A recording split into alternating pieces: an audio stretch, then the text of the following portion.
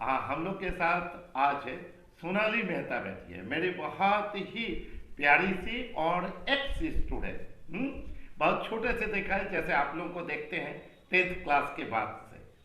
तो सोनाली अभी सीएमए की भी है और दिल्ली में ऑलरेडी एम्प्लॉयड है काफ़ी दिनों से। तो स्वागत है सोनाली आपका। Thank you sir, thank you. आप स्टूडेंट्स को जरा सीएमए के विषय में और पहले आप अपने विषय में बताइए। Yes sir. फर्स्टली मैं Sonali, I started my career with DAV. जब 10th पास की तो मैं फिर सेंट जेवियर्स में मेरा मन था कुछ सीए या सीएमए प्रोफेशनल कोर्स करने का। तो मैं सबसे पहले सेंट जेवियर्स में एडमिशन ली, जहाँ मैं सर से मिली। वहाँ 11th 12th हमारे अकाउंट्स के टीचर चैटर्जी सर थे।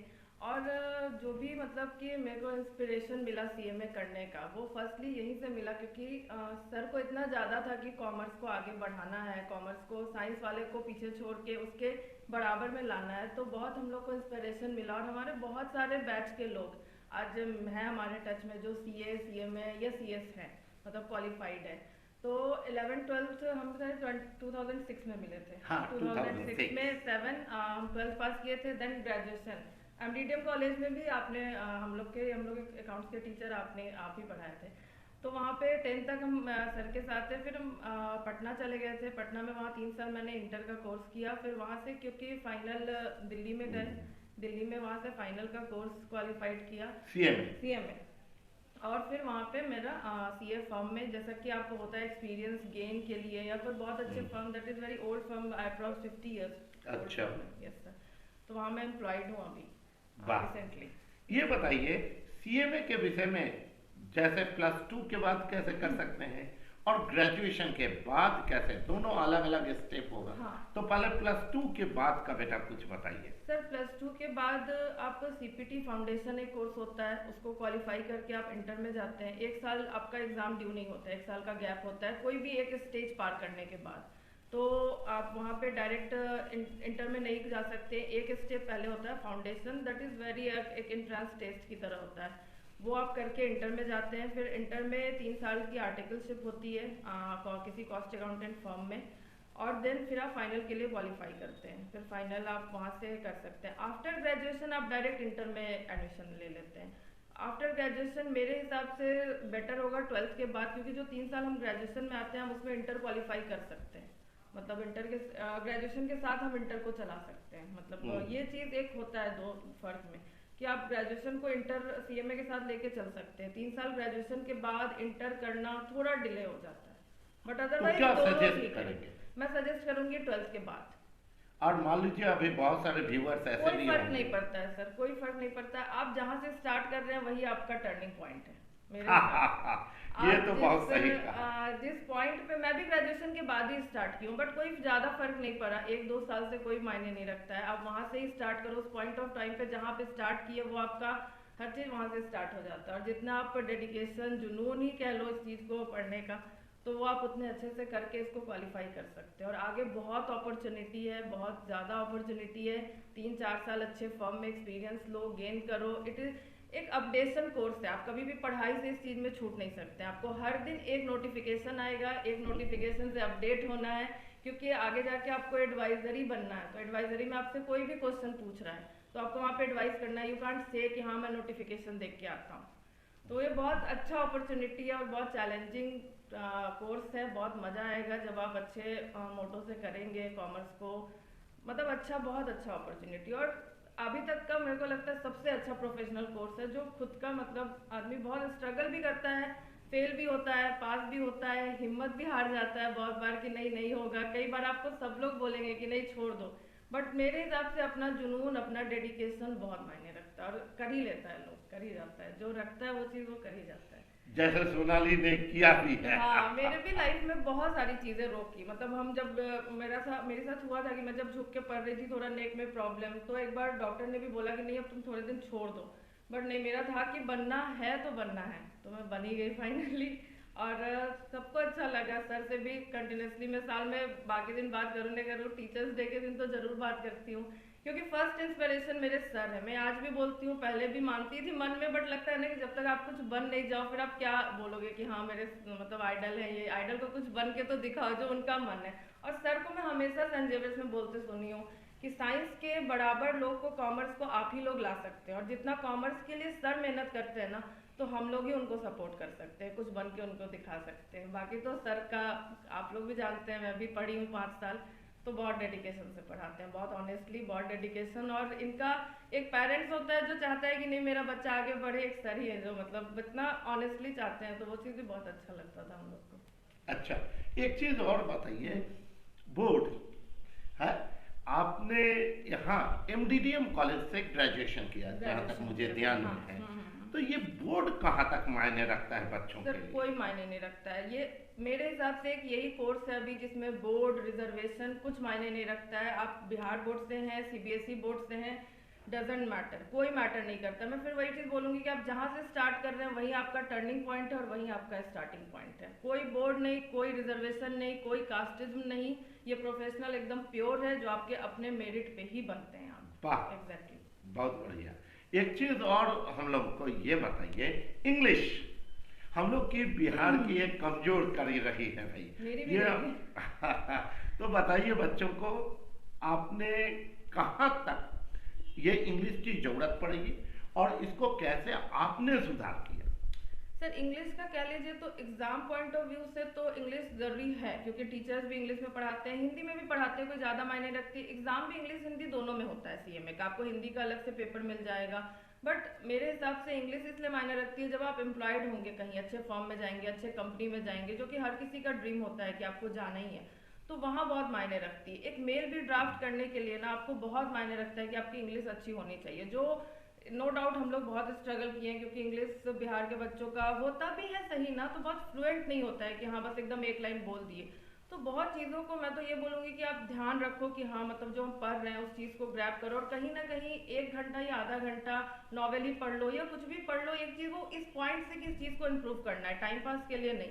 लेकिन मेरे हिसाब से इंग्लिश बहुत ज़रूरी, अभी नहीं एग्ज़ाम तक तो चल भी जाएगा, बट एग्ज़ाम के बाद जब आप एम्प्लॉयड होते हैं, अगर आपका ड्रीम है कि बहुत अच्छी कंपनी में काम करना है, बिग फोर में जाना है, तो वहाँ तो बिना इंग्लिश स्किल, कम्युनिकेशन, ये सब बहुत मायने रखता है। पर्सनालिटी डेवलपमेंट बहुत मायने रखे, और वो जरूरी भी है, आपको भी अच्छा लगेगा कि हाँ वह हर किसी के बराबर है, तो वो उस चीज़ को पढ़ाई के साथ ही स्टार्ट करना बहुत ज़रूरी है। जो चीज़ हम लोग एक्चुअली फेस किए हैं, दिक्कत हुई है हम लोग को इंग्लिश सुधारने में या मेल ड्राफ्ट करना, सर आपको कोई भी बोल देगा कि हाँ ये मेल ड्राफ्ट करो, बहुत बड़ी कंपनी है, तो वहाँ पे आपको लगेगा कि अच्छा मेल ड्राफ्ट क्या करना है, कैसे लिखना है, बहुत बहुत मायने रखता है कंपनी में सबसे बड़ा मेल ड्राफ्ट करना, क्योंकि आप उस चीज़ से आप खुद को इंट्रोडक्शन दे रहे हैं, सारी चीज़ें समझा रहे हैं, तो बहुत मायने रखता है। उस चीज़ को आज से ही ध्यान देना चाहिए। आपने कैसे इंग्लिश को इम्प्रूव किया? सर मैं बहुत, जब मैं आर्टिकलशिप में भी थी ना, तो मैं जब अपने सर के साथ बैठती थी प्रिंसिपल का, तो मैं उनका बहुत कैच करती थी जो वो मेल ड्राफ्ट कर रहे हैं, किस वे में कर रहे हैं, अगर ये पोर्शन है तो क्या लिख के कर रहे हैं। फिर मैं नॉवेल्स पढ़ना स्टार्ट की, क्योंकि उससे भी मेरे को लगा बहुत इंप्रूव हुआ है। फिर मैं थोड़ा मोड़ा क्लासेस भी ली हूँ, क्योंकि बहुत ज़रूरी पड़ता है, और नो डाउट हम लोग को बहुत डिफिकल्टीज हुई है, तो मैंने थोड़ा क्लास लेके और हर दिन कुछ ना कुछ मैं करती थी इंग्लिश के लिए। मेरा था कि हाँ आधा 1 घंटा पौने घंटा देना ही है, क्योंकि मैं मेल ड्राफ्ट किसी को भी देखते बहुत करती थी कि मेरे सर किस मायने में कर रहे हैं, क्या लिख रहे हैं, ये पोर्शन है तो किस वे में स्टार्ट कर रहे हैं, वहाँ से रिवर्ट बैक क्या आ रहा है, मैं उस चीज़ को बहुत नोटिस करती थी। तो उस चीज़ को धीरे धीरे मैंने अपने आप को इम्प्रूव करा कि अच्छा पढ़ाई करके, लेकिन हाँ उसके साथ आपको पढ़ाई भी जरूरी है इंग्लिश का, बहुत पढ़ाई भी कुछ जरूरी है। ग्रामेटिकल एरर, लैंग्वेज कैसे लिखना है, बहुत मायने रखता है। तो ये बताइए, ग्रेजुएशन के बाद जो लोग जा रहे हैं, है ना, खास करके बिहार है, Yes. इसमें सबके लिए इसमें जानकारी हो, वो कैसे एक्चुअली प्रैक्टिकली, अभी वो अब इंग्लिश की ट्यूशन ले, ये पॉसिबल नहीं होता है, बहुत बार नहीं होता है हम है ना, लोग। तो ये कैसे जरा बताइए।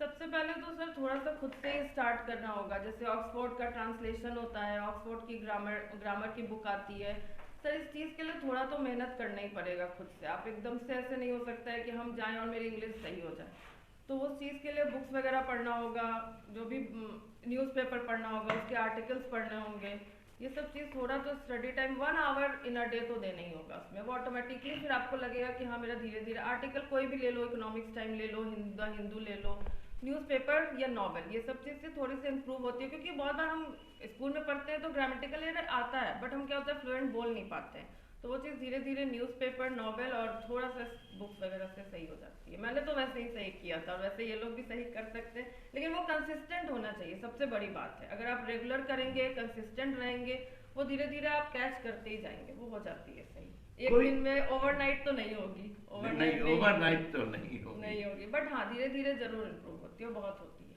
क्या कोचिंग की कोई मजेदार घटना आपको याद है? कोचिंग की, आपने 5 साल मेरे साथ गुजारा। हाँ मुझे याद है एक बार हम लोग 11th-12th में सर के यहाँ सुबह आते थे 6:30 बजे पढ़ने। तो इट वॉज जुलाई और अगस्त का टाइम था, हम लोग जस्ट एडमिशन ही हुआ था हमारा, तो हमारा बारिश हो रही थी। तो वी आर सर्चिंग, हम लोग ऊपर से देख रहे थे कि अच्छा बारिश हो रही है, पेपर पे पानी हो रहा है। तो मेरे को उस टाइम याद है हम कटहल के पेड़ के नीचे पढ़ते थे और सर बोल रहे हैं कि गल नहीं जाइएगा, इसी में पढ़ना है और यही पढ़ना। और ज़्यादा भी बहुत ठंड भी बहुत होती थी, तो हम बाहर आग जला के ही पढ़ते थे। अभी के तो बच्चे ऊपर आके पढ़ते हैं, हम लोग तो एकदम बाहर खुले में। और बहुत मतलब वो लगता था कि सर इतना बोल रहे हैं तो मतलब कुछ तो अच्छा, मतलब बहुत इंस्पिरेशन मिलता था हम लोग को।